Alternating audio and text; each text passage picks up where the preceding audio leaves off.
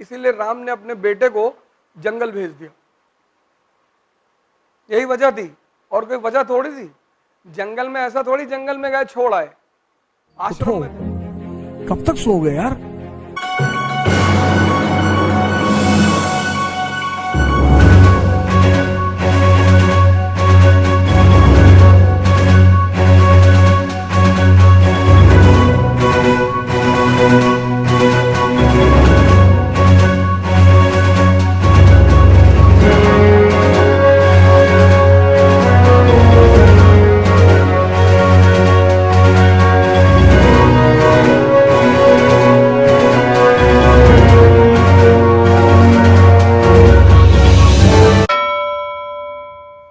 मुझे कुछ चीजें पता चल गई हैं दुनिया में। उसमें से एक चीज ये पता चली है कि जितना जलोगे उतना निखरोगे, और कोई नियम ही नहीं है ही नहीं। इसीलिए राम ने अपने बेटे को जंगल भेज दिया। यही वजह थी, और कोई वजह थोड़ी थी। जंगल में ऐसा थोड़ी जंगल में गए छोड़ आए, आश्रम में थे। महल में जन्म नहीं हुआ। तो तुम तो वैसे ही भाग्यशाली हो कि तुम्हारे बहुत सारे लोगों का महल में वैसे ही जन्म नहीं हुआ। राम के पास महल होते हुए उन्होंने अपने बच्चों का जन्म महल में नहीं होने दिया, क्योंकि उनको पता है कि जिसका भी जन्म महल में होगा वो ज्यादातर अपवाद सभी जगह होते हैं। मुकेश अंबानी भी एक रईस आदमी के बेटे हैं, लेकिन एक काबिल आदमी है। लेकिन ज्यादातर लोग सुख सुविधाओं में बचपन से इतना डूब जाते हैं, भाई 3 दिन से एसी नहीं है यहां पे, लेकिन हमें क्लास लेना है। हमारे बड़े सारे मित्र हैं, एसी नहीं है, नॉट टेक क्लास, चले गए।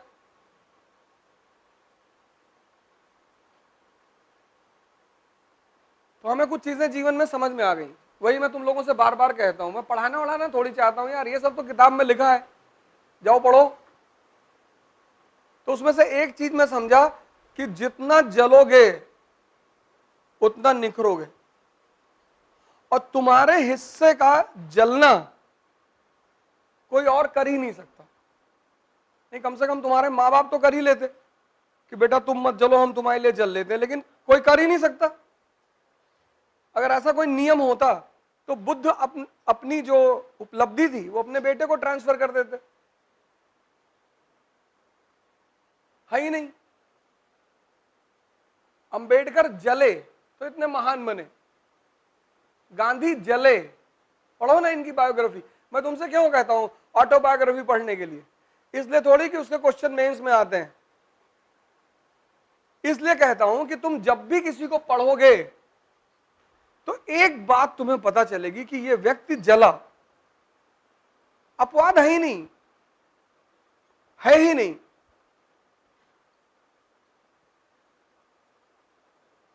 है ही नहीं। और जिनको तुम भोग करना चाहते हो, एंजॉयमेंट, ये पैसे से होता ही नहीं, तो तुम नाहक में इसके पीछे भाग रहे हो। ये भोग होता है शक्ति से, पावर, और पैसा शक्ति का गुलाम है। यही तो हिंदू धर्म की सीख है। विष्णु शक्ति है और लक्ष्मी जी उनकी वाइफ है।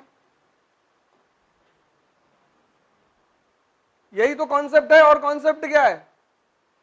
तुम अगर लक्ष्मी जी के पीछे भागोगे तो वो अपने आदमी को थोड़ी छोड़ेंगी।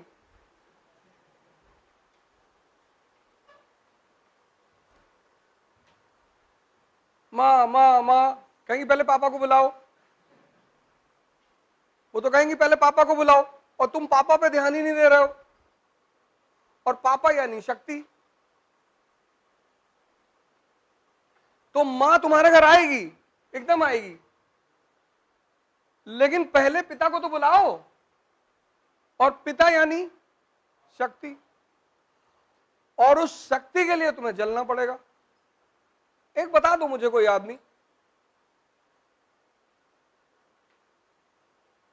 अब फॉर्च्यूनर तुमने ले ली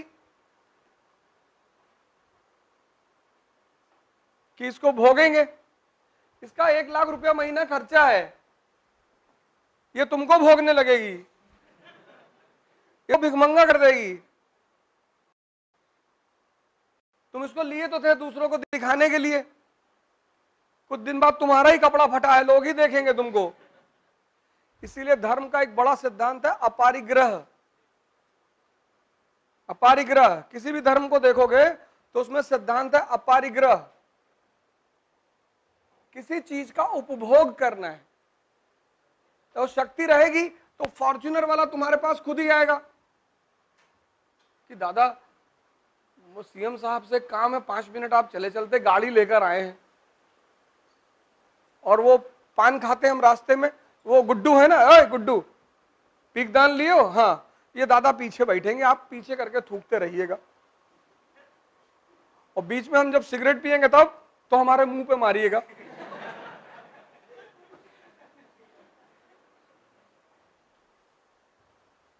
और रास्ते में आधा घंटे के लिए रोक देना, मुझे पेड़ की पत्तियां गिननी होती जहां मैं जाता हूं, दादा हम भी गिनेंगे आपके साथ, एक तरफ से आप गिनना, दूसरी तरफ से हम गिनेंगे, और गुड्डू भी गिनेंगे दादा। और क्या है जीवन, इसके सिवा कुछ है? तो पढ़ो ना यार मस्ती से। जब तुम स्टूडेंट को जाति के आधार पर मारते हो तो उसे दर्द होता है, लेकिन जब तुम उसे मारते हो क्योंकि तुम उसका भविष्य बनाना चाहते हो तो उसे दर्द नहीं होता।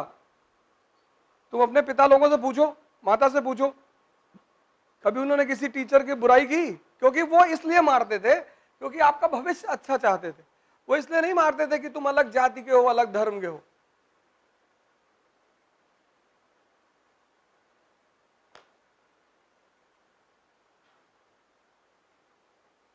भाई हमसे बहुत लोगों ने कहा अरे इकरा वाला कानपुर में क्यों? कानपुर में क्या है? जैसे नेहा जी ने कहा यूपी में काबा, तो बहुत लोगों ने इनसे कहा कानपुर में क्या है? कानपुर में इलाहाबाद में लड़के हैं, 100 लड़के चाहिए बस, ज्यादा थोड़ी, 50 ही बहुत, उसमें से 4-5 मार खाएंगे इनसे। मैंने कहा एक बढ़िया सा कमरा ले लो जिसमें बंद करके लाठी वाठी मंगा लो। जब काम नहीं कर पा रहे हो, होमवर्क नहीं कर पा रहे हो, हम स्कूल में क्यों अच्छा परफॉर्म करते थे? क्योंकि टीचर्स होमवर्क ना करने पे पीटती थी। यहां कोई होमवर्क ना करने पे पीटने वाला नहीं है, और होमवर्क मतलब कंसोलिडेशन, फीडिंग, तो वही चीज तो बाद में एग्जाम में आती थी। तो जिसका होमवर्क मजबूत रहता था उसके अच्छे परसेंटेज आते थे।